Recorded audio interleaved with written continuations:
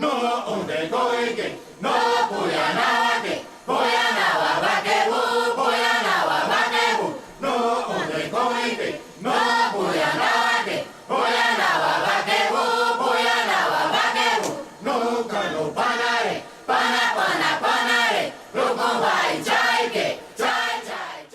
Então, nós vamos começar a primeira mesa aqui da tarde. É a primeira mesa da Câmara Temática das Culturas Ayahuasqueiras.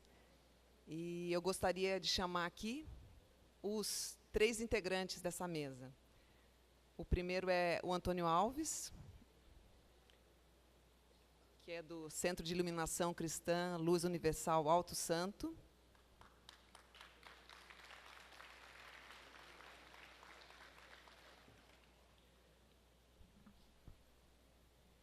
A segunda é a Rosana Martins de Oliveira. Está representando a Casa de Jesus, Fonte de Luz, ou Igrejinha de Frei Daniel. E a terceira palestrante é a Ana Maria de Lima Souza, representando a UDV, União do Vegetal.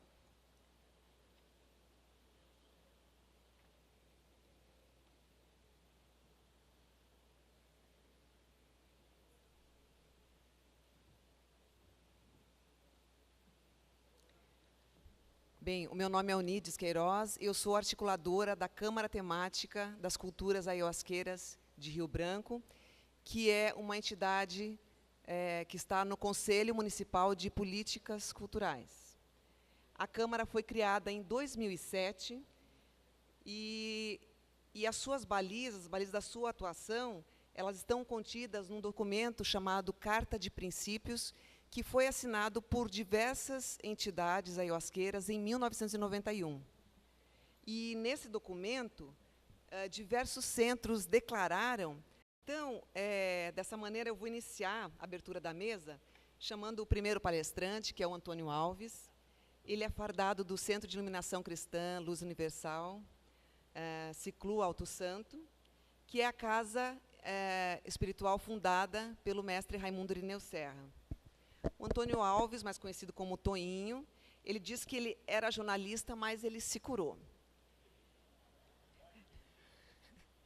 O Daime o curou, isso. Ele nasceu em Brasileia, em 1956, e cresceu em Rio Branco. Ele tomou ayahuasca pela primeira vez em 1981 e se fardou no Alto Santo em 1984. E agora é ele que vai falar. Voltou?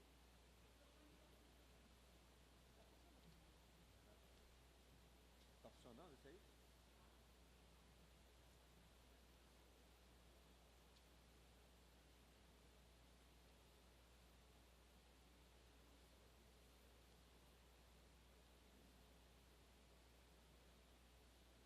Alô.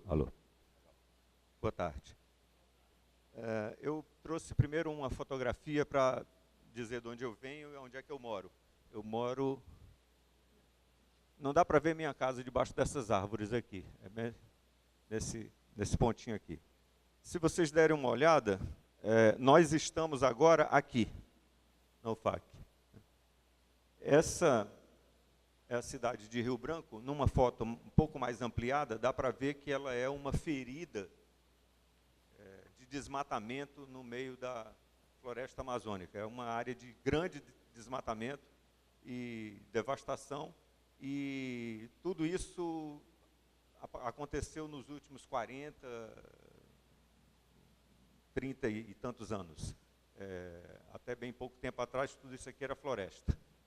Ainda resta apenas um pequeno trecho de floresta no perímetro urbano, que é esse trecho de floresta nas margens do Igarapé São Francisco, que principalmente na margem esquerda, que é justamente o que corresponde à área de proteção ambiental Raimundo Irineu Serra, que a floresta não é preservada por caso que tenha sido decretada uma APA.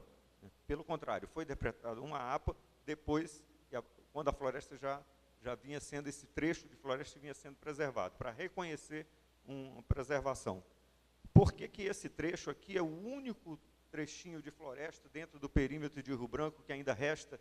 É porque foi nesse lugar que se assentou, em 1945, o senhor Raimundo Irineu Serra, e é onde vive até hoje sua esposa, Peregrina Gomes Serra, e toda o principal núcleo da sua comunidade e da Irmandade por ele iniciada.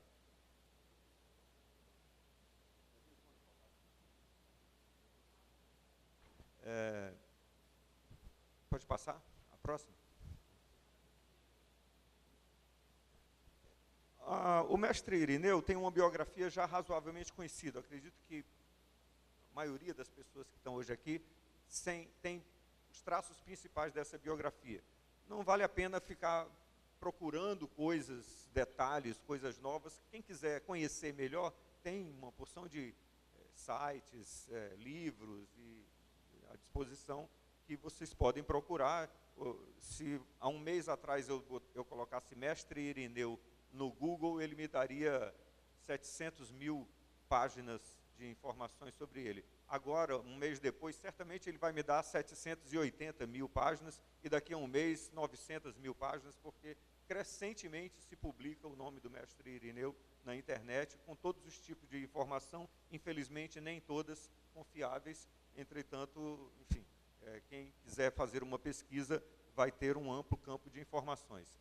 O fato é que o mestre Irineu nasceu no Maranhão. A data que ele dá de nascimento é de 1892, e ele nasceu num município, uma cidadezinha muito pequena, chamada São Vicente Ferré, e viveu lá com sua família como agricultor. Ele é filho de ex-escravos, nasceu poucos anos depois da abolição da escravatura. Portanto, os pais dele certamente foram escravos até pouco tempo antes dele nascer. E é possível que tenha permanecido numa condição de semi-escravatura durante algum tempo, porque até a abolição que foi assinada no Rio de Janeiro pela princesa Isabel chegar no interior do Maranhão deve ter levado algum tempo, né? O Brasil permanece com uma estrutura com a presença de escravismo durante muito tempo ao longo do século XX. E nessa ocasião, no início dos anos 90 do século retrasado,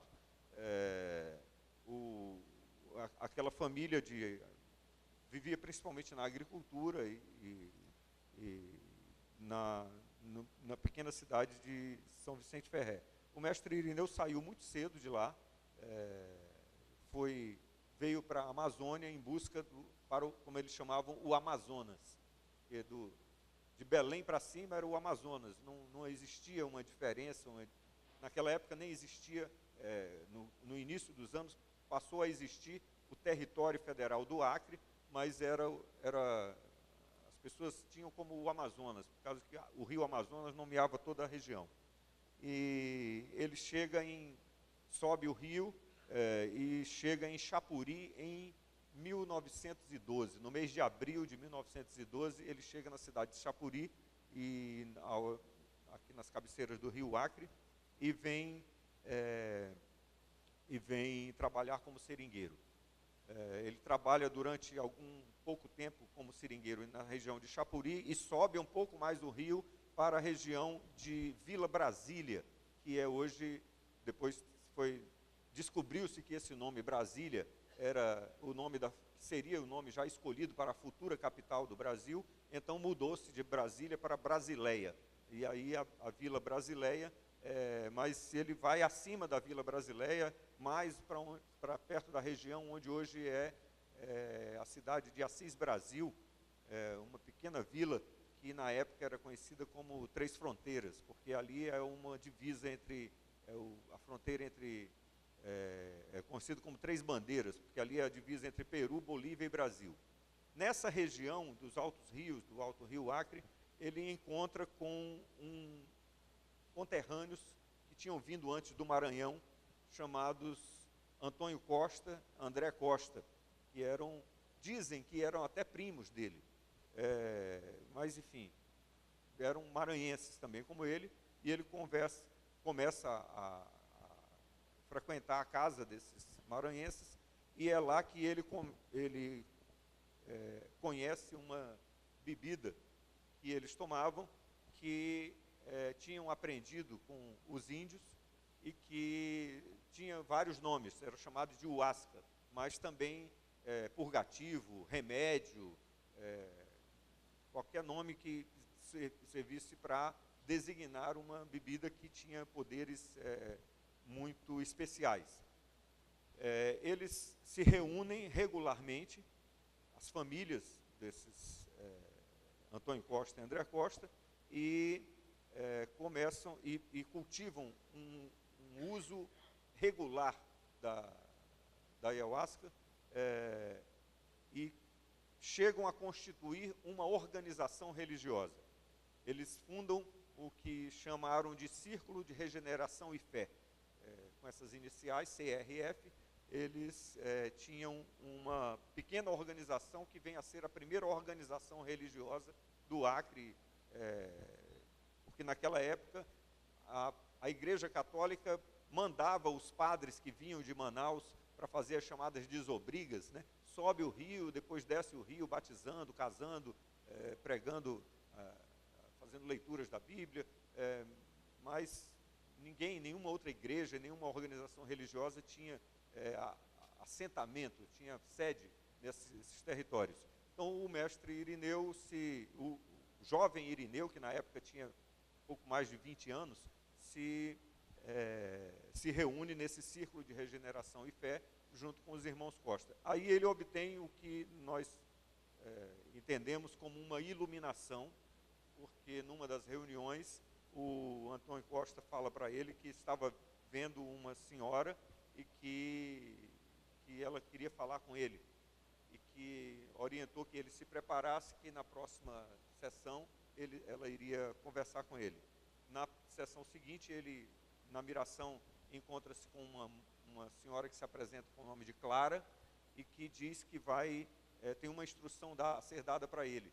Ele se retira para a floresta sob a orientação dela, faz a sua própria ayahuasca, passa vários dias comendo apenas macaxeira, sem sal e tomando água. Não tem nenhum outro tipo de iluminação, de alimentação, não tem contatos com outros seres humanos, a não ser com um seringueiro que trabalha com ele na colocação e cozinha a macaxeira para ele. E também, como orientação, não podia ter contato com mulheres. Então ele fica completamente isolado, sem nenhuma relacionamento afetivo, social, apenas concentrado em tomar ayahuasca por vários dias, até que ele obtém um encontro com uma senhora que se apresenta dizendo que é a rainha da floresta, que é Nossa Senhora da Conceição e que tem uma missão importante para ele. E aí esse é o ponto inicial da formação de uma doutrina religiosa, porque ele começa a receber instruções da rainha da floresta, e essas instruções muitas vezes são passadas através de cânticos. Ele começa a ouvir hinos, e ele vai guardando esses hinos na sua memória, e aí ele vai formando o seu inário, que é conhecido como Cruzeiro Universal, e que depois outros discípulos dele vão também receber outros inários. Mas, a partir desse momento, ele começa gradualmente a desenvolver seus próprios trabalhos e, portanto, afastar-se do núcleo do CRF, vem embora para Rio Branco. Nós temos notícia de perambulação dele por outros lugares, faz parte de uma comissão de limites, uma comissão que ajudou a delimitar o território do Acre. Então ele viaja pelas fronteiras e pela divisa com o Amazonas, vai a vários lugares. Temos notícia de que ele teria passado um tempo em Sena Madureira, um tempo em Porto Acre, fazendo serviços gerais, mas no início mesmo dos anos 20 ele está em Rio Branco e senta praça na polícia, como soldado da guarda territorial, da guarda que hoje é a Polícia Militar do Estado, no tempo era a Guarda do Território. E nessa ocasião é que ele conhece, compartilha da amizade de outros jovens militares, como ele, que depois se tornariam até autoridades no Estado, né? Como o Coronel Fontinelli de Castro, por exemplo, né? E é também como soldados que ele conhece, faz amizade com Germano Guilherme, João Pereira, que são aqueles primeiros que começam a formar amizade com ele e que serão depois fundadores da Irmandade do Alto Santo junto com ele. O mestre Irineu, em 1930, ele dá baixa na polícia, deixa a farda, a guarda territorial, e se assenta como agricultor nessa região em que nós estamos aqui. Pode voltar um pouquinho aquela imagem anterior? Essa linha aqui, que vem da cidade, vocês vêm da cidade para cá pela Avenida Ceará, e quando chega ali na Estação Experimental, ela passa a se chamar Dias Martins.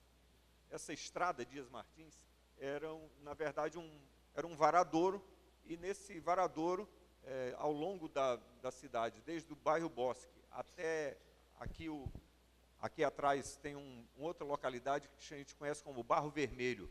Toda essa linha era ocupada por agricultores, era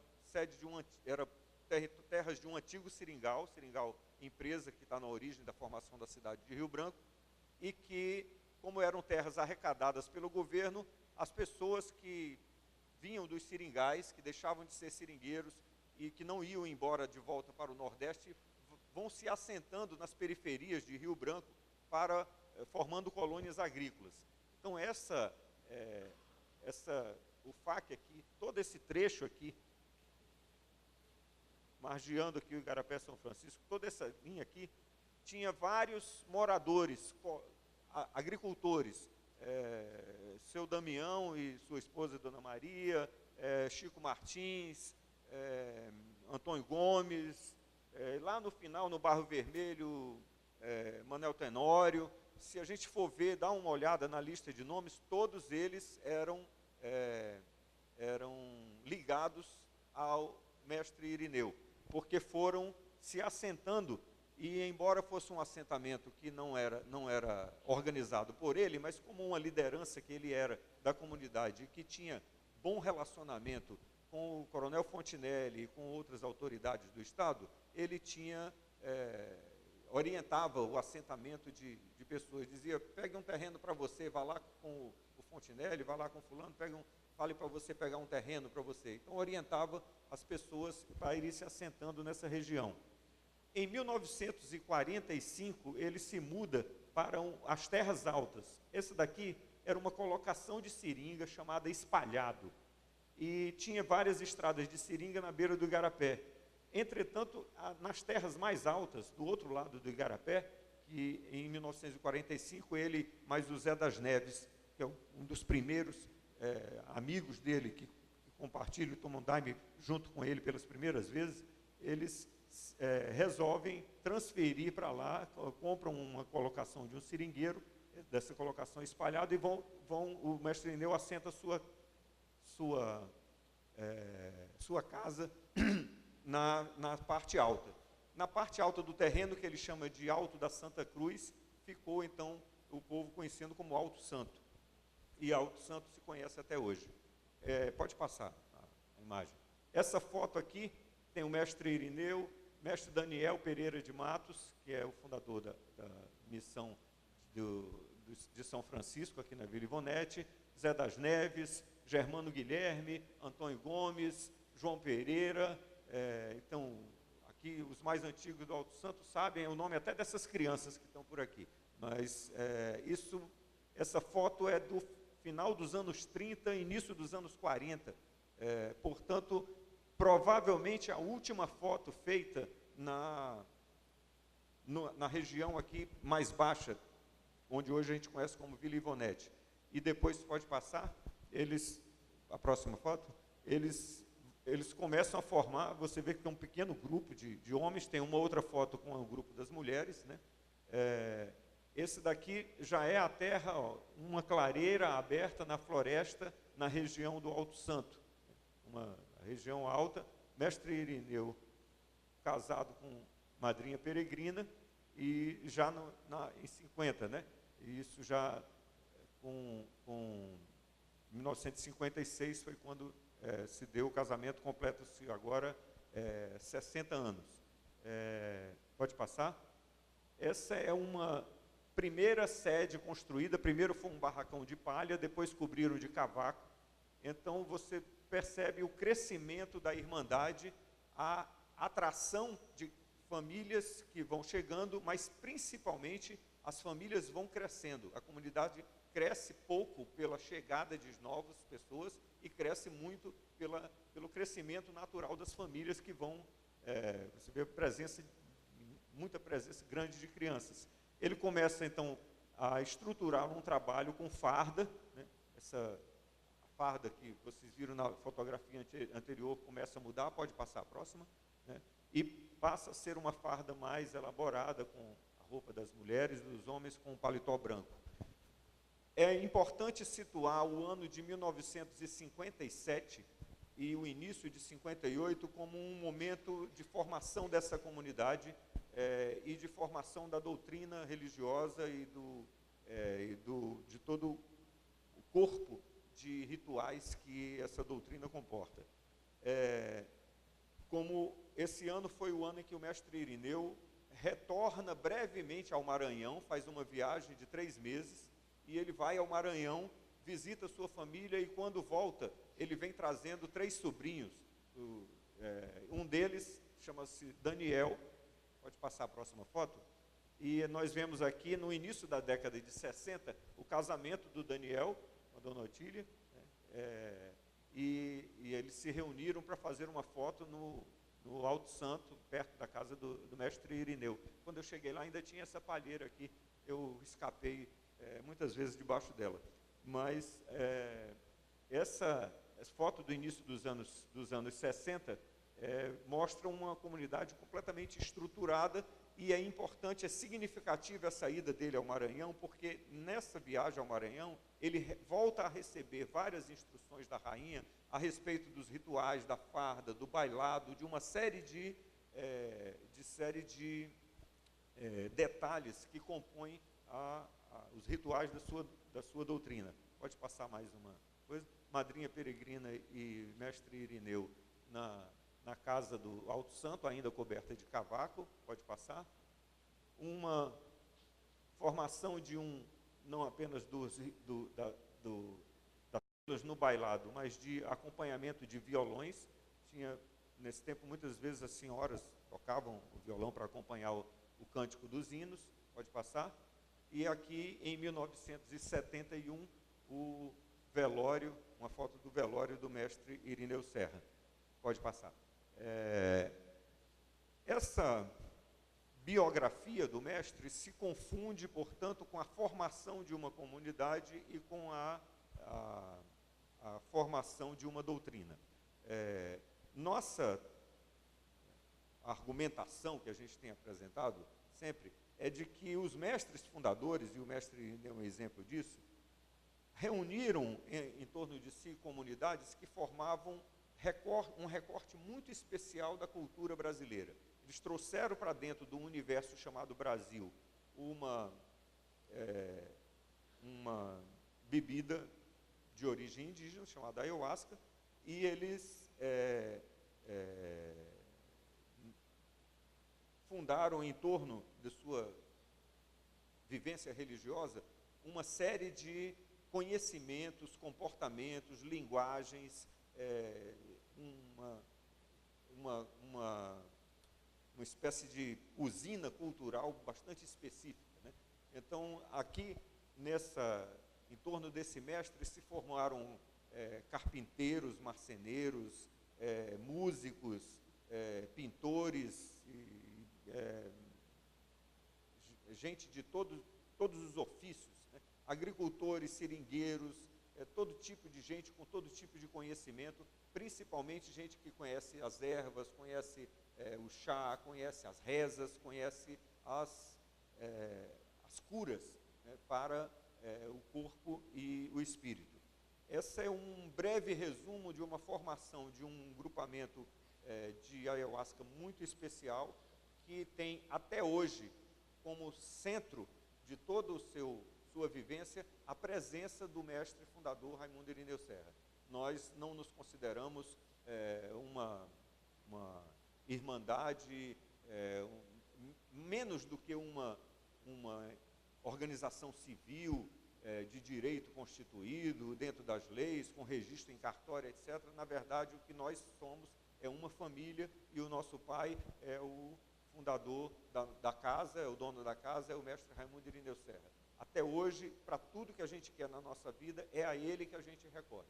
É a ele e a esposa dele, que mora com a gente ainda lá na comunidade, e, portanto, a biografia do mestre Irineu não se encerra naquele velório de 1945, mas ainda existe, ainda resiste naquela primeira imagem que eu mostrei, que é de um pequeno trecho de floresta no qual a gente mantém ali as nossas casas e tenta manter as nossas vidas e a cultura que ele deixou e o ensinamento que ele deixou vivos, e, se Deus quiser, vão permanecer assim por muitos e muitos anos. Obrigado.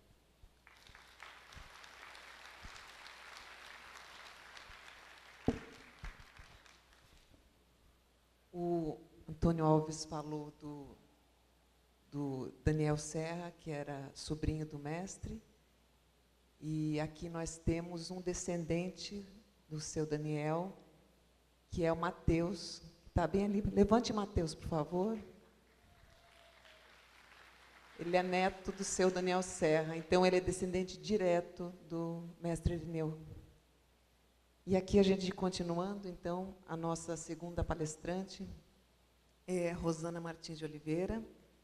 Rosana é historiadora formada pela Universidade Federal do Acre, é professora do curso de História da UFAC, nas cadeiras de História da América e História Medieval.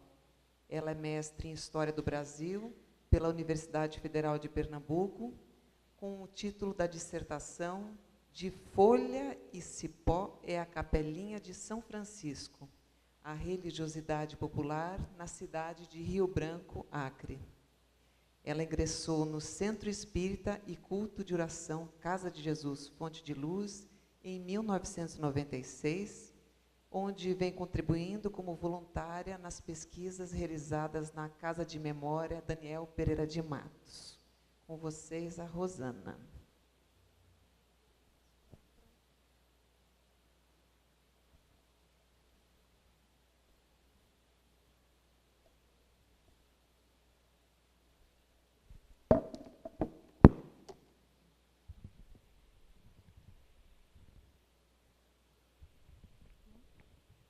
Boa tarde.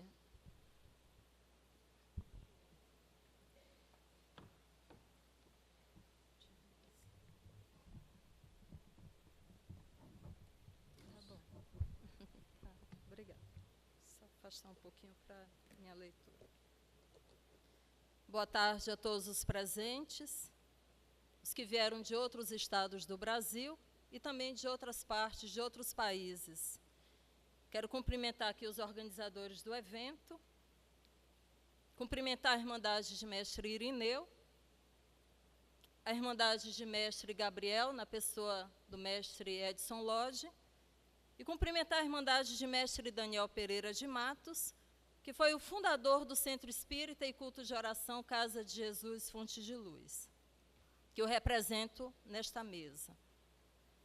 Mestre Daniel nasceu no dia 13 de julho de 1888, em uma pequena localidade conhecida como Barra, nas terras denominadas de São Francisco, na vila de Vargem Grande, no Maranhão.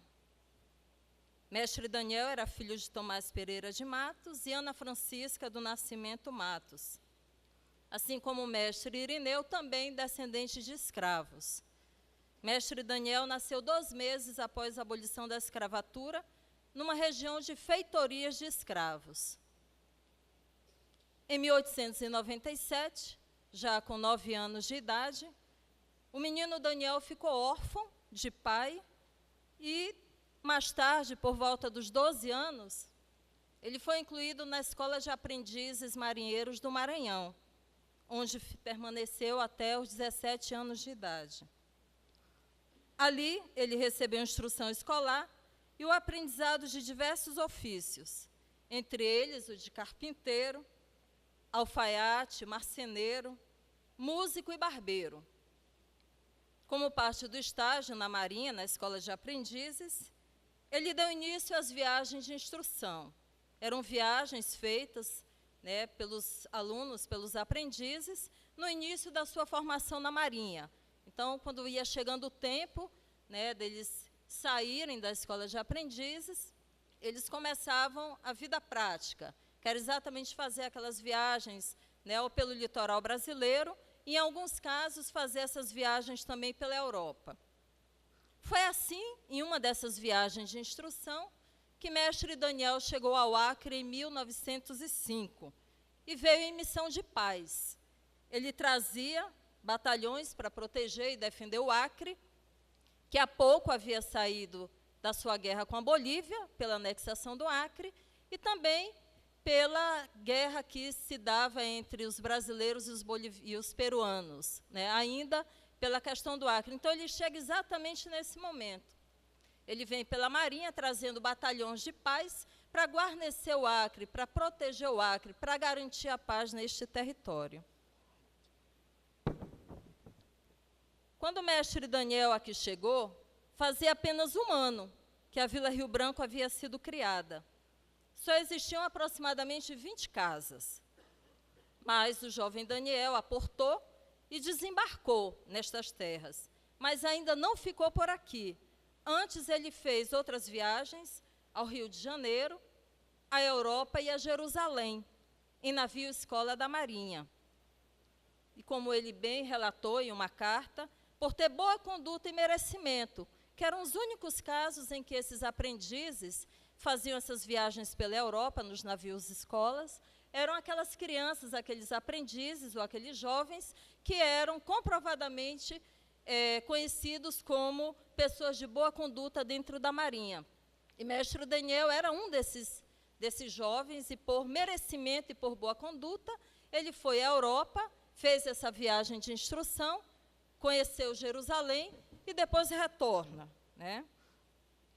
E depois que ele completa essa viagem de instrução, em 1907, ele decide sair da Marinha de Guerra brasileira e retornar ao Acre. A gente sempre diz, o mestre Daniel poderia ter escolhido qualquer outro local para ele viver, porque ele conheceu outras regiões do mundo, conheceu outras regiões do Brasil, mas ele certamente foi mexido, desde a primeira vez em que ele chegou aqui, né, foi mexido no coração, porque depois dele fazer todas essas viagens, ele decide que quer voltar para o Acre. E aqui ele chega em 1907 e passa a viver definitivamente neste território. Por isso, o Estado do Acre o considera como cidadão acreano, pois aqui ele chegou ao início da fundação de sua capital, Rio Branco, e trabalhou ajudando na construção das primeiras paredes deste castelo místico de grandes riquezas, como assim mestre Daniel chamava o Acre. Ele dizia que o Acre era um castelo místico de grandes riquezas, e que todos nós aqui podemos comprovar pela ayahuasca, né? Mestre Daniel teve sua mocidade e sua vida adulta registrado neste pedaço de chão, a quem por diversas vezes declarou seu amor, como se fosse a terra que o viu nascer, o Maranhão. E foi neste pedaço de chão que mestre Daniel trabalhou nos seringais e na cidade, desenvolvendo diversos ofícios, aqueles que ele havia aprendido ainda quando criança na Marinha. Mas foi como barbeiro. Ele decidiu que iria trabalhar na profissão de barbeiro para o seu sustento e para o sustento da sua família, que ele formou aqui no Acre, também como amaranhense, em 1928, quando ele tinha a idade de 40 anos. Foi quando ele casou pela primeira vez. Mas mestre Daniel não deixou de lado outros dons que ele trazia e que o tornaram conhecido na cidade de Rio Branco como artista. Mestre Daniel escrevia poesias que eram publicadas no jornal Folha do Acre, nos idos de 1928, tocava violão nas festas e serenatas da cidade e ainda compunha músicas para bandas de música da Guarda Territorial do Acre. Eram valsas, chorinhos, marchas, que eram tocadas nas retretas, nas praças de Rio Branco. Nós temos aqui uma das partituras de mestre Daniel, uma valsa que ele vai ofertar mais tarde ao então governador do território do Acre, José Guiomar dos Santos, para sua esposa, a dona Lídia. Né? Então, é uma valsa que nós, nas pesquisas, encontramos no acervo da Bandas de Música, para comprovar aqui um pouco dos dons de mestre Daniel. Mas, como todo ser humano, mestre Daniel viveu intensamente a vida e, como consequência, viveu as ilusões e as desilusões de todos os homens. Viveu alegrias, viveu sofrimentos, e foi em meio aos sofrimentos que Deus lhe revelou o verdadeiro sentido de sua existência. Em sonho, mestre Daniel recebeu a revelação de que tomaria daime com o amigo Irineu. E foi exatamente o que aconteceu no ano de 1937. No momento decisivo de sua vida, quando as doenças o castigavam e o desenganavam, o amigo Irineu o recolheu nos braços, apresentou o daime e lhe entregou pela primeira vez nas mãos a Santa Luz, um copo de daime. E assim, como irmãos amigos, mestre Daniel foi iniciado nos mistérios do daime na casa de mestre Raimundo Irineu Serra. Ali, trabalhou em benefício de sua alma, fazendo limpeza, fazendo um preparo espiritual, fazendo um preparo, uma limpeza, uma cura das doenças que ele trazia, mestre Irineu acompanhando todo esse processo, cuidando do amigo, cuidando do mestre Daniel, que ele recolheu, que ele mandou trazer para dentro da sua casa, e desconheço qualquer outra história de que o mestre Irineu algum dia tenha chamado alguém para sua casa, ou tenha mandado buscar alguém para sua casa. A única história que eu conheço, e depois o Toninho pode confirmar, se existe alguma outra história do mestre Irineu ter feito o que ele fez com o mestre Daniel, que foi trazê-lo, cuidar dele, curá-lo, lhe apresentar o daime, para que ele pudesse se recuperar da vida que ele tinha, das doenças que ele carregava, e pudesse ser renovado como outro homem, que foi exatamente o que ele se tornou. Ali, com o mestre Irineu, mestre Daniel trabalhou em benefício de sua alma, mas também prestou serviços ao mestre, amigo e conterrâneo, colocando à sua disposição e da Irmandade seus dons musicais e atuando como secretário nos registros oficiais dos trabalhos espirituais de mestre Irineu. Era uma pessoa da confiança do mestre Irineu, que fazia os registros dos trabalhos oficiais do mestre Irineu naquele momento. Desde criança, mestre Daniel recebia em sonhos imagens de anjos e de livros. Desde criança, ele contava para a Irmandade, né, na época que ele fundou o seu trabalho, que desde pequeno ele tinha sonhos com livros, com imagens, com anjos, mas essas explicações dos sonhos de mestre Daniel só lhe foram reveladas no daime. Quando ele tomou o daime, teve uma miração, ainda na casa do mestre Irineu, e lá ele recebeu, na miração, seres de luz, acompanhados de São Francisco de Assis, que lhe entregaram um livro azul. Entregaram um livro azul a ele e também o esclarecimento do que representava aquele livro azul que estavam lhe entregando. Dentro daquele livro azul estava a missão que ele haveria de cumprir sobre a terra. Mestre Daniel, na miração, recebeu o livro, abriu e viu.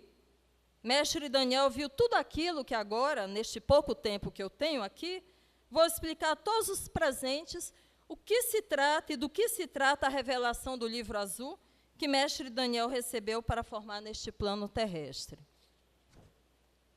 Mas antes de iniciar o seu compromisso recebido de Deus, ele chama o mestre Irineu e lhe conta a revelação que ele recebeu. O mestre e amigo ouve, confirma e declara que o apoiará. E como prova de sua confiança e reconhecimento da missão que mestre Daniel recebera, mestre Irineu lhe dá 5 litros de daime, para que ele possa dar início à formação da obra espiritual recebida de Deus, a nova doutrina revelada. Mestre Irineu lhe entrega 5 litros de daime, que é o que eu quero ressaltar nessa hora aqui para todos os presentes. Que os únicos bens que mestre Daniel levou da casa de mestre Irineu foi o respeito, a amizade, o apoio, a consideração e 5 litros de daime, que foi o que mestre Daniel levou da casa de mestre Irineu. Foram esses os bens recebidos, que mestre Daniel agradece ao mestre e pede licença ao amigo, pede licença para se retirar de sua casa, mas não de sua vida. Porque até a passagem de mestre Daniel para o plano espiritual no ano de 1958, os dois continuaram a se encontrar e se ajudar, mestre Daniel e mestre Irineu. E temos a certeza de que essa amizade permanece entre eles, representados materialmente pelas lideranças de suas casas, Madrinha Peregrina e Francisco Araújo, e por todos nós que somos da sua irmandade, que permanecemos e que cultivamos e que mantemos essa herança que os dois mestres deixaram, que é a amizade que havia entre os dois e que continua e que nós continuamos a reproduzir durante todos esses anos. E aí, no ano de 1945, depois de pedir licença ao mestre Irineu, de se retirar da sua casa, mestre Daniel pede emprestado a um senhor chamado de Manuel Julião de Souza uma porção de terra na Vila Ivonete, uma área de floresta onde ele pudesse morar e dar início ao seu trabalho espiritual. Ali naquele lugar, na Vila Ivonete, onde o Toninho mostrou a fotografia aqui do mestre Irineu, ali próximo o mestre Daniel vem, mais para o outro lado, e pede emprestado a terra ao senhor Manuel Julião de Souza, que lhe cede esse pedaço de terra, e ali, naquele lugar, na Vila Ivonete, ele ergue o seu espaço sagrado, o espaço sagrado da sua missão espiritual. Uma pequena capela feita de barro, coberta de palha, consagrada a São Francisco de Assis. São Francisco é seu mentor espiritual, é seu professor, seu advogado e professor. Nós temos aqui essa imagem, que não está muito nítida, porque é uma foto que foi plastificada, mas é a única fotografia que a gente tem do mestre Daniel, ainda mostrando um pouco da capelinha, do local onde ele deu início e que ele consagrou e ofertou ao seu mentor espiritual, de quem ele recebeu a sua missão espiritual, que é São Francisco de Assis. Ao mesmo tempo que ele ergue essa capelinha, ele começa a copiar do livro azul que ele recebeu os fundamentos que constituem a obra espiritual que lhe fora revelada pela divindade. Quando eu digo que mestre Daniel começou a copiar do livro azul, eu quero dizer que ele materializa, ele começa a materializar o que ele recebeu em miração. Nós chamamos de que ele começou a copiar, porque ele recebeu o livro, então ele vai pôr, ele vai materializar. Como é que ele materializa? A gente disse que ele vai copiando, ele vai retirando, ele vai materializando aquilo que ele viu na sua miração. E dessa maneira, nesse espaço sagrado, pequenininho, simples, humilde, de barro, coberto de palha, mestre Daniel se recolhe a um modo de vida franciscano, longe da cidade, fazendo penitências com preces, orações a Deus e à Virgem Maria e aos santos de sua devoção. Santa Teresinha de Jesus, São Sebastião, São José, São João, Santo Antônio e São Pedro, entre outros santos a quem mestre Daniel tinha devoção. Caçadores da região passavam pelo local, porque ali era uma floresta, e viam aquele homem vivendo com simplicidade e devoção. Alguns desses caçadores paravam em sua casa e lhe pediam um copo com água.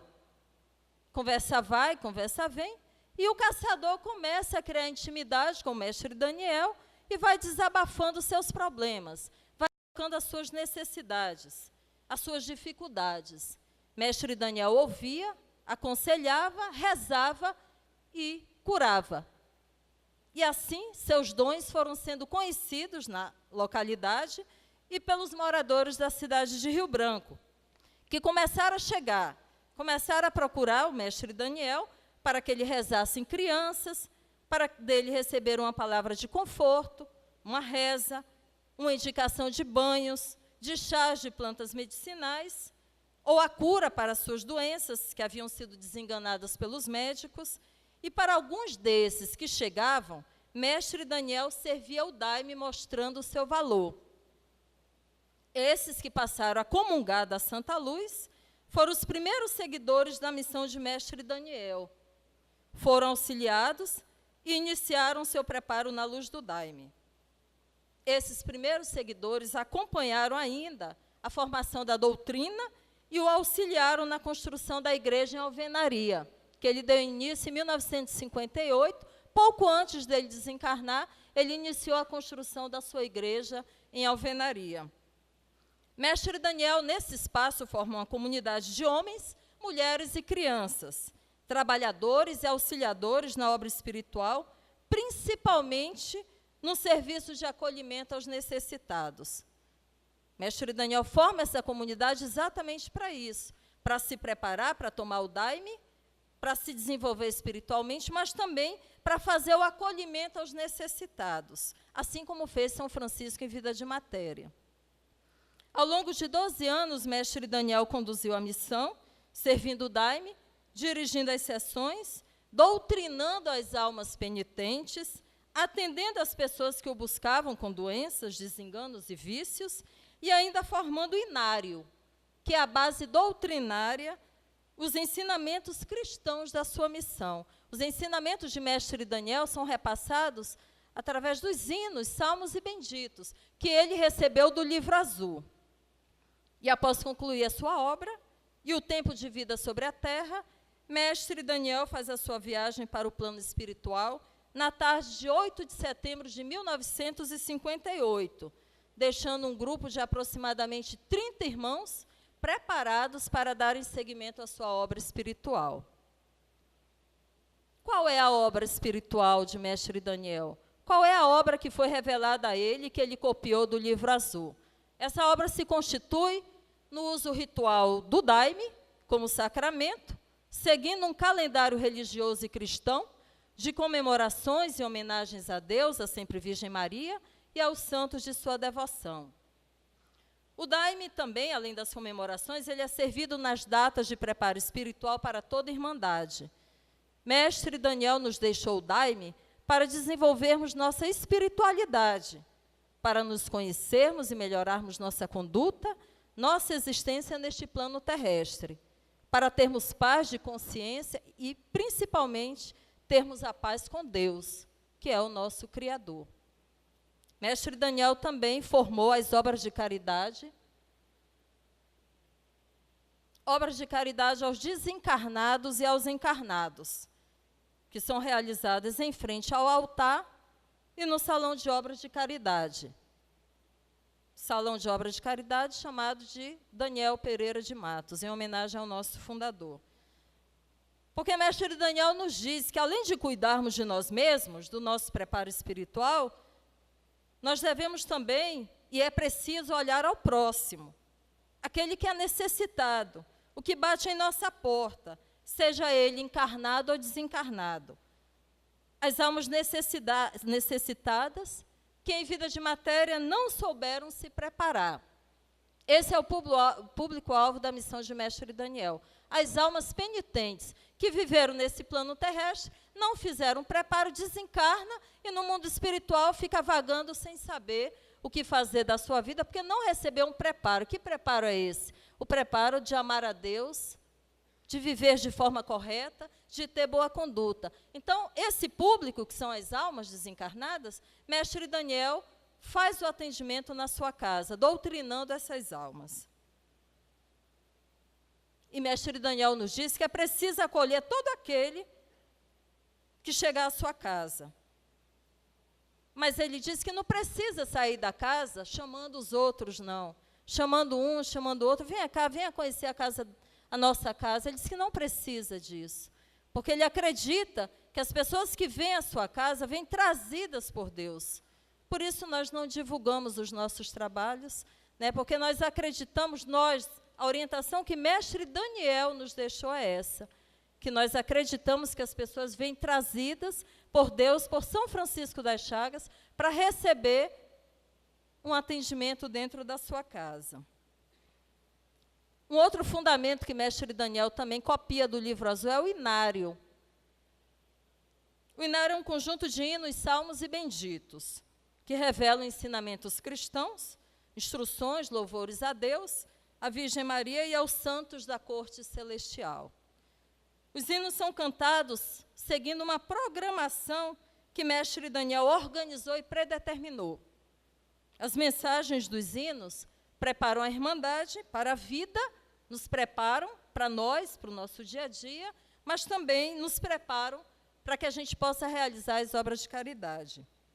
As letras e melodias, mestre Daniel recebia do plano espiritual com o violino, que ele mesmo fabricava. Mestre Daniel recebia letra e melodia, ensaiava com o violino, e dentro da igreja, para a Irmandade, ele ia apresentar esses hinos com o violão, que ele também fabricava. Portanto, são esses os fundamentos, a base de sustentação, como a gente chama, da missão de mestre Daniel. O uso ritual do daime, as obras de caridade e o inário. E para desenvolver os seus trabalhos espirituais, mestre Daniel estruturou um espaço sagrado e toda a sua ritualística, né? Porque era uma prática religiosa. Então, em que se constitui esse espaço sagrado, essa ritualística que mestre Daniel forma? Primeiro, as romarias, né? As romarias, o Hildo está colocando aqui ainda o resumo dos fundamentos da missão, e vai mostrar para a gente agora as romarias. As romarias, nós temos a Romaria de São Francisco, que é de 1 de setembro a 4 de outubro, a Romaria de São Sebastião, de 1 a 20 de janeiro, e a Romaria de Nossa Senhora da Paz, no mês de maio. O que são as romarias? As romarias é uma prática devocional, períodos ou dias de penitências e rogativas a Deus, à Virgem Maria e aos santos pela paz do mundo. E ainda temos 2 períodos de penitências que são ofertados ao Senhor São José e à Nossa Senhora da Glória. Portanto, dos 365 dias do ano, 119 nós fazemos romarias e penitências. Por quê? Tanto tempo fazendo penitência e rogativa a Deus. Porque, como eu falei, mestre Daniel não criou sua casa só para a gente se preparar, só para a gente cuidar de nós mesmos, né? Ele pediu também que nós cuidássemos e tivéssemos um compromisso em atendermos aos irmãos, né, aos outros irmãos que buscam também, que necessitam das preces e das rogativas. E, para concluir, rapidamente, mestre Daniel forma os trabalhos espirituais, né, com os trabalhos dentro da igreja, o uso da farda, o batismo de crianças também, consagração de casamentos e também o seu conjunto arquitetônico, que nós temos, que é a fachada da igreja, o cruzeiro, que para nós é o símbolo principal da casa de mestre Daniel, o altar com os santos, que são homenageados, a mesa em forma de cruz, de onde emana a força dos trabalhos espirituais, a cortina, que anuncia a abertura e o fechamento dos trabalhos do culto, e o parque com o salão do bailado e o coreto, onde se realizam as festas nas datas comemorativas. Portanto, esse é o conjunto da obra que o nosso mestre Daniel recebeu, formou e nos deixou, e que há 71 anos toda a sua irmandade, que ele preparou e continua preparando, tem buscado zelar com todo amor e carinho pois temos a certeza de que ela vem de Deus e foi da sua vontade entregá-la ao nosso fundador, para ele ensinar a muitos como manter viva a fé e a devoção a Deus, a Virgem Maria, na busca da evolução espiritual e preparação para a vida eterna. E para concluir, eu quero dizer que Mestre Daniel batizou a sua revelação de missão. Ele chamou a sua revelação de missão. E o espaço sagrado de Igrejinha de São Francisco. Os moradores de Rio Branco chamavam e ainda continuam se referindo a ela como Capelinha de São Francisco ou Igrejinha do Daime da Vila Ivonete. É assim que nós atendemos e é assim que nós nos identificamos. Agradeço a atenção e muito obrigada a todos.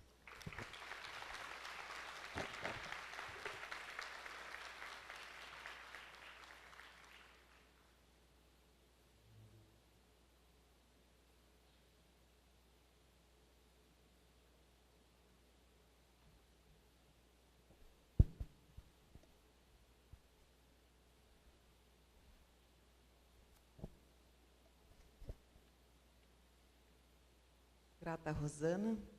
Quero anunciar a presença dos juízes federais Herley Brasil e Naimer Pontes. Agora, a nossa terceira palestrante é Ana Maria de Lima Souza, que irá falar sobre a história do mestre José Gabriel da Costa, fundador da União do Vegetal, UDV. A Ana Maria é doutora em psicologia pela Universidade de São Paulo, é professora associada na Fundação Universidade Federal de Rondônia desde 1983, com experiência na área de administração acadêmica, ensino, pesquisa e extensão. Exerce atividade de docência no Núcleo de Ciências Humanas, junto a cursos de licenciaturas, e no Núcleo de Saúde, junto ao mestrado acadêmico em Psicologia e ao mestrado profissional em Ensino de Ciências da Saúde. Ela é pesquisadora do Centro de Pesquisa em Formação da Pessoa, CPFOP, UNIR. Iniciou na União Vegetal no ano de 1970 e é membro do corpo conselheiro do Núcleo Mestre Gabriel desde o ano de 1978. Ana Maria.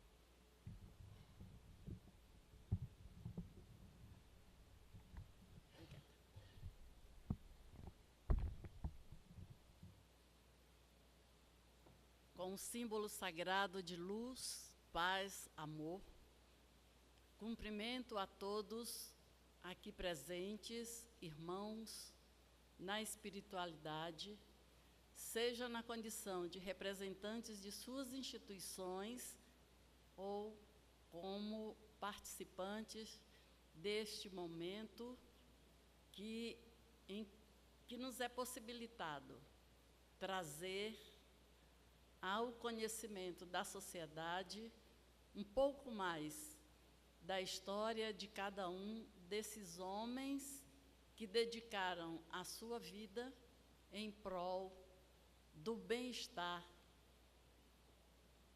de homens e mulheres na esperança da construção de um mundo mais humano e com mais amor. Sinto-me honrada de aqui estar para trazer uma síntese da história de José Gabriel da Costa, o mestre Gabriel. Agradeço à direção da União do Vegetal, que me permite aqui estar com vocês. Esta mesa, acho que ela se constitui por uma representatividade e que, pela segunda vez, temos a oportunidade de estarmos compartilhando um momento como este. Mas José Gabriel da Costa era um baiano. E aqui há uma questão interessante, ouvindo a exposição de cada um dos dois, e se vocês forem fazendo essa articulação de quantos aspectos que são semelhantes na vida desses homens. Então, José Gabriel da Costa nasceu em uma cidadezinha por nome Coração de Maria, próximo à Feira de Santana, na Bahia. No ano de 1922, em 10 de fevereiro. Sua mãe, prima Feliciana da Costa, e seu pai, Manuel Gabriel da Costa, se constituíram por um casal de pessoas simples, mas honradas, e que constituíram uma família com 14 filhos, dos quais José Gabriel, ou o José, como era conhecido no seio da sua família, era o 8º filho. Como uma criança pobre,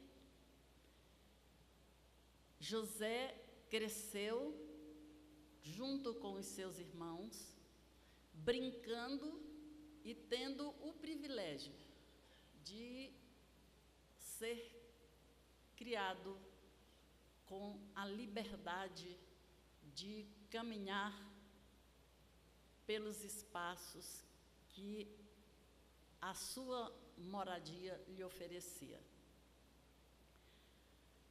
Ele, no entanto, como uma criança, mesmo uma criança que era normal e que vivia a vida de criança como qualquer uma outra, já apresentava algumas características que o diferenciava dos demais.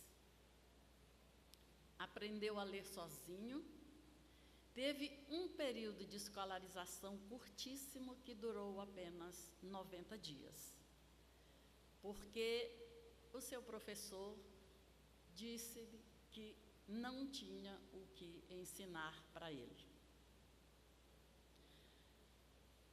Tinha bom humor, estava sempre disposto, sorridente, era calmo, educado.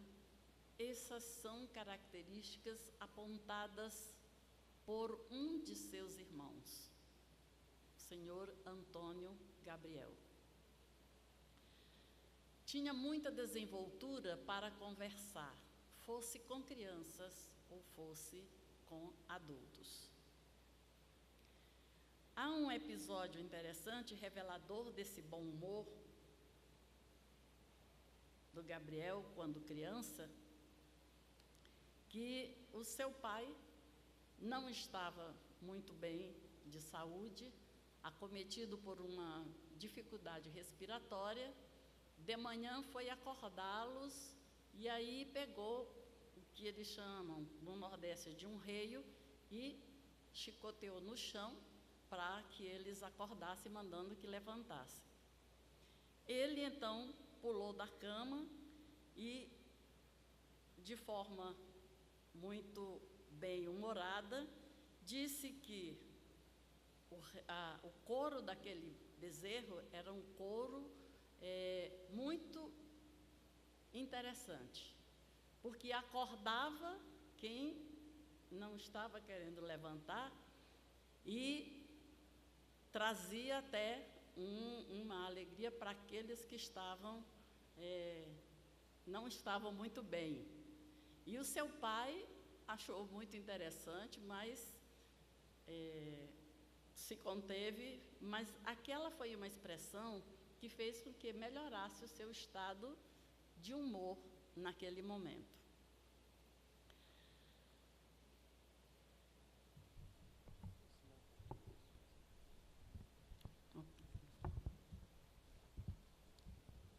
Na sua infância também, uma característica que ele revelara desde muito cedo foi a destreza física, porque José Gabriel sempre foi um homem de porte magro e tinha uma certa leveza. E essa agilidade lhe permitiu tornar-se um grande capoeirista, sendo reconhecido lá em Salvador também como um bom capoeirista. Como uma criança daquela época, e que era o trabalho infantil no seio da família era reconhecido como um valor, Gabriel tinha as suas tarefas. E seu pai, então, reservou espaços de terra, ou uma tarefa chamada assim, aqueles espaços de terra para cada um dos irmãos. E com toda a agilidade que ele tinha, ele sempre concluía o trabalho dele antes que os outros. E ele prontamente auxiliava os seus irmãos a cumprir as suas tarefas. Então, essa já era uma característica que ele demonstrava de solidariedade para com o seu próximo.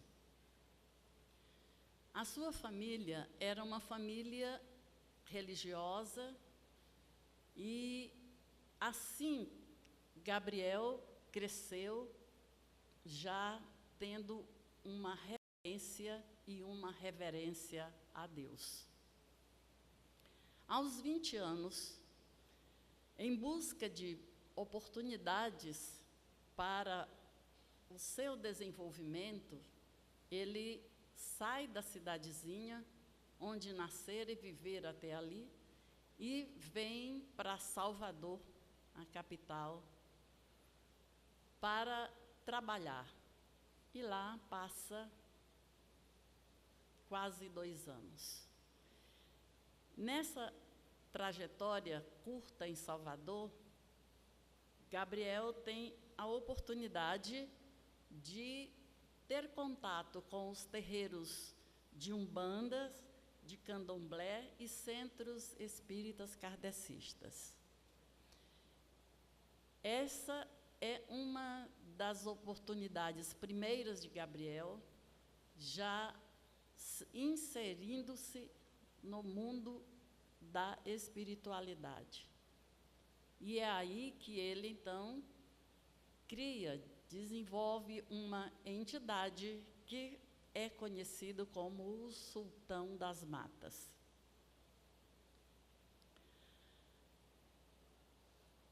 Mas ele tinha algo que o movia e que ele não tinha muito claro do que era, mas ele sabia que tinha algo que ele devia fazer e que ele tinha que encontrar.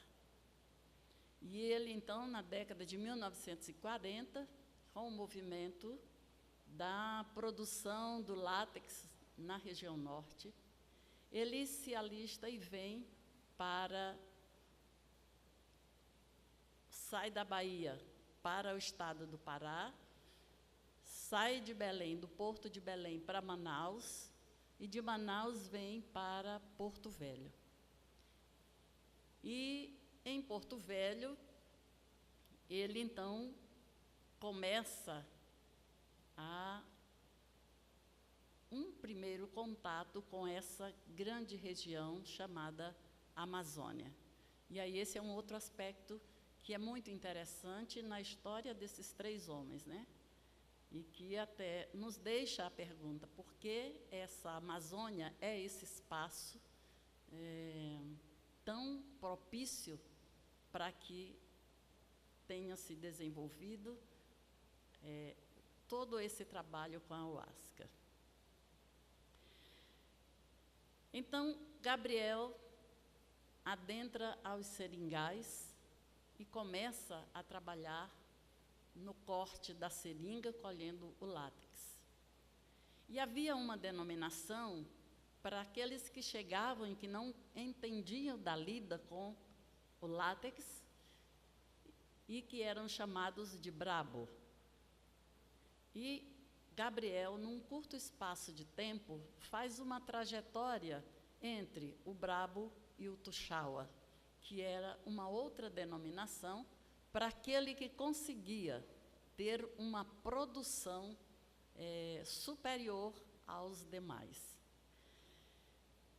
Ele, então, trabalha um período e volta para Porto Velho, porque foi acometido a sua saúde e ele foi para Porto Velho, sendo internado em um único hospital que naquela época existia, chamado de Hospital São José. E com as suas habilidades, ele, de um interno para se tratar, findou sendo contratado como um técnico em enfermagem. Naquela época, era um enfermeiro. E ficou trabalhando no Hospital São José. Período em que ele conheceu uma jovem chamada Raimunda Ferreira, a pequenina, e que no ano de 1947 casaram. No ano de 1950, Gabriel e pequenina, então, vão para os Seringais. Então, Gabriel retorna aos Seringais. E o retorno dele ao Seringal se dava exatamente porque ele estava em busca de um tesouro. Pequenina julgava que esse tesouro fosse algo relacionado à materialidade, né? Então,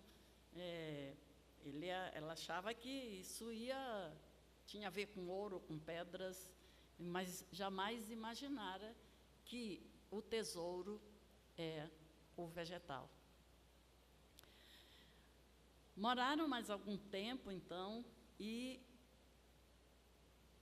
eles vão fazendo essa trajetória de vida nos Seringais. E nem em um seringal chamado Bom Destino, acontece um acidente em que ele é ferrado por uma raia, e esse acidente o deixou por 1 ano e 10 meses incapacitado de trabalhar, de colher o látex. E é exatamente pequenina que toma a frente, e que a essa época, quando eles foram para o Seringal pela primeira vez, já levaram os 2 primeiros filhos, e ela, então, toma a frente, aprende a cortar seringa, e trabalhando, ela sustenta a família até que Gabriel conseguisse se recuperar e voltar a trabalhar. No mesmo Seringal Bom Destino, eles se deslocam para uma colocação que ficaria mais próxima. Nessa oportunidade, elas já tinham o 3º filho. E vão, então, para uma colocação chamada Bom Jardim. José Gabriel, restabelecido, retoma à frente dos trabalhos e consegue produzir, pagar as dívidas e, então, com o que ficou, o que lhe sobrou de recursos, eles voltam para Porto Velho. Montam um pequeno negócio, compram uma modesta casa e ficam vivendo. Mas havia um tesouro que precisava ser encontrado. E ele, então, volta com sua família para os Seringais. E no Seringal Orion, ele monta, então, um terreiro e começa a trabalhar como o sultão das matas. E o sultão das matas recebia as pessoas a quem ele tratava, a quem aconselhava. E pelos bons conselhos, pelas boas orientações, pelas curas que ele conseguia fazer, ele foi ficando reconhecido junto àquelas pessoas como uma entidade de força, de luz e que era capaz de promover o bem. Por volta do ano de 1956, a família vai para um seringal chamado Porto Luís. E aí é quando José Gabriel tem a primeira notícia do chá do Mariri. Ou seja, o tesouro começava a emergir para ser realmente encontrado. Nesse mesmo ano, ele retorna a Porto Velho. Fica em Porto Velho, mas no ano de 1957, pela terceira vez, Gabriel retorna com a família aos Seringais. E aí já nasce o seu quarto filho. De lá, desse seringal Orion, eles vêm para um seringal chamado Guarapari, morar em uma colocação chamada Capinzal. E no dia 1º de abril do ano de 1959, acontece o encontro de Gabriel com o tesouro, com o chá do Mariri. No ano de 1960, ele bebe o vegetal na cidade de Plácido de Castro, e já com pessoas que vinham se aproximando dele pelo reconhecimento dos seus trabalhos. E Gabriel, quando conhece o chá, ele identifica que havia, por parte de algumas pessoas, um uso inadequado daquele chá, porque a finalidade do chá é a de promover o bem. Ana Maria? No ano de 1961, nasce o seu sexto filho, e mudam-se então para um seringal chamado Sunta. E aí o trabalho com o vegetal se intensifica, e ele então começa a preparar o vegetal e a realizar sessões com a sua família e as pessoas que já vinham se juntando a ele. No ano de 1957, desculpa, aqui tem uma Ana Maria? incoerência. Ana Maria? Sim, o tempo. Oi, por gentileza, seu tempo está se Certo. esgotando, tá? Então, Gabriel começa a estruturar e a trazer para o conhecimento das pessoas o ritual que hoje nós usamos na união do vegetal. Ele, então, o mestre, traz alguns atributos que nós conseguimos visualizar. De um homem simples, trabalhador, que se desdobrava para ganhar o sustento de sua família e atender à união do vegetal. Não buscou fama, prestígio ou lucro, mas cultivou o desapego material. E esse desapego material nós podemos ver representado por uma estrofezinha de uma música que ele gostava muito, de uma dupla chamada Nonô e Naná, que ele diz assim: a minha casa é uma casa de caboclo, não tem conforto como outras casas têm, mas felizmente, o que eu tenho é muito pouco, mas felizmente dá para mim e mais alguém.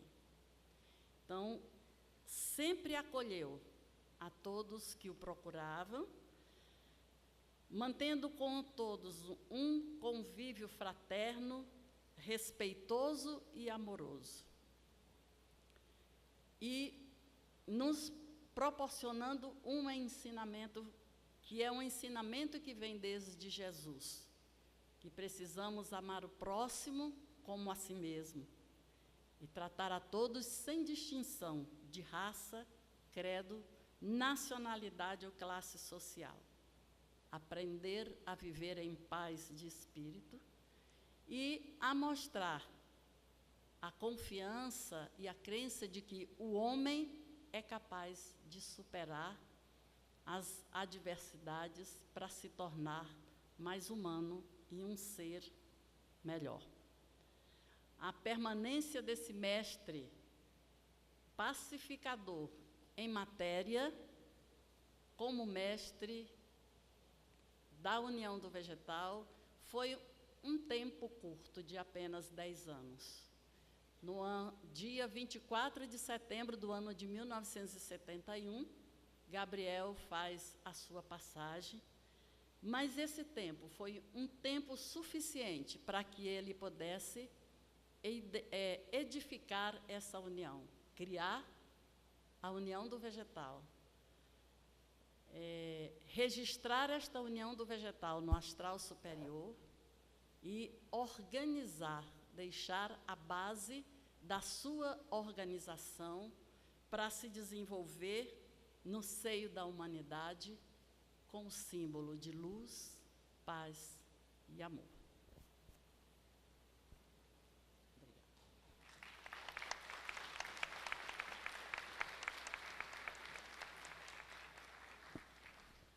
Agradeço aqui, então, Ana Maria, Antônio Alves e Rosana. Como vocês puderam ver, os palestrantes são muito qualificados para falar dos assuntos que eles abordaram. Poderiam falar durante horas, mas nós temos uma limitação de tempo. Até que o momento que a gente resolveu que iria participar, e a tônica da nossa participação é a apresentação da nossa identidade, da nossa cultura ayahuasqueira. Nós teremos 3 mesas, a Câmara Temática terá 3 mesas. A primeira é essa, que vai falar sobre as histórias dos mestres fundadores. A segunda mesa vai ser realizada amanhã, às 16h15, e vai falar sobre a conquista da credibilidade social das 3 comunidades também, de marginalizados a respeitados pelo poder público. E a terceira será realizada na quinta-feira, aí novamente às 14h30, e será a nossa mesa lúdica. A gente entende que a maior parte das pessoas gosta de ouvir histórias, que as histórias ilustram, que as histórias são didáticas, são interessantes, e elas mostram como é que os mestres se portavam no cotidiano. Pessoas aqui que conviveram com os mestres vão contar fatos dessa convivência, como é que se dava, e assim a gente pode aprender de uma maneira bastante agradável.